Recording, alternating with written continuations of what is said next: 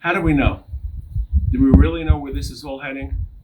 As Jews, we believe in predetermined fates. There are larger historical eventualities or inevitabilities that are predetermined.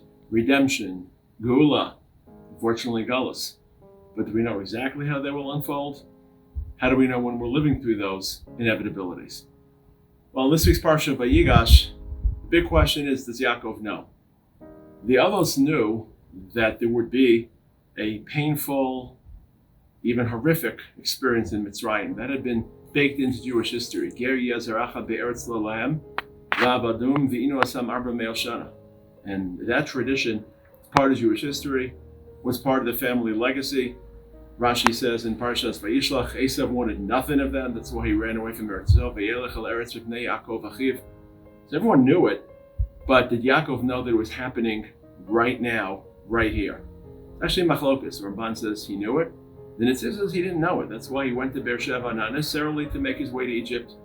According to the Netziv, he wanted just to establish a settlement there, go back to Yitzchak's homeland, be a little closer to Yosef. Yosef can pop in for Shabbos. He can go back to Mitzrayim.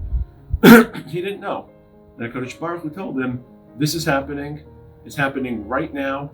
You're part of it. B'maros halayla, it happened during the day, but Hashem either talked about the night metaphorically or made it dark to visualize that things would go dark. So the point is that there are different historical narratives out there that are inevitable, but we can choose, and it's unclear sometimes as to which narrative will live and to when those narratives come to fore. So for example, was Galus in general inevitable? Not necessarily. We could have stayed in Israel, and we could have remained and been a model nation, exhibiting the prosperity and the welfare of a life lived in front of Hashem, and then we would not have had to journey through Galus to spread this message of Torah and monotheism to the world as we did. We failed. We were exiled. Another example, this long-awaited Galus of Rome, Edom, that we knew about, that was foreshadowed, that was predicted. When will it happen? Is it necessary? It's an alternative narrative. It may be necessary. So we didn't really know that it was happening until Rabbi Akiva was martyred, until our leadership was brutalized and mercilessly persecuted. That was a signal to our Avos that this was happening. The long, not awaited, but long considered and agonized over Galus of Rome was about to take place. That's why it's such a milestone event.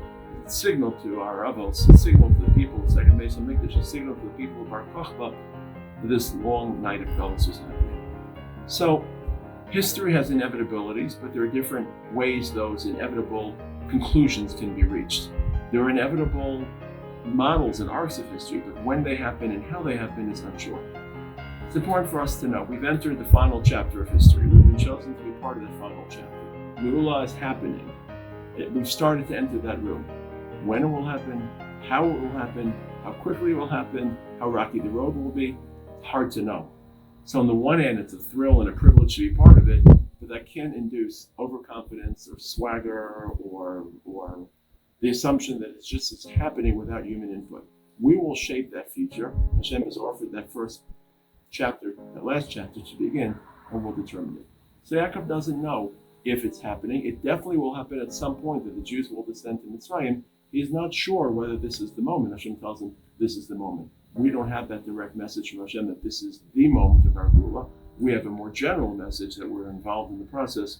We still have to write those final chapters and determine its course.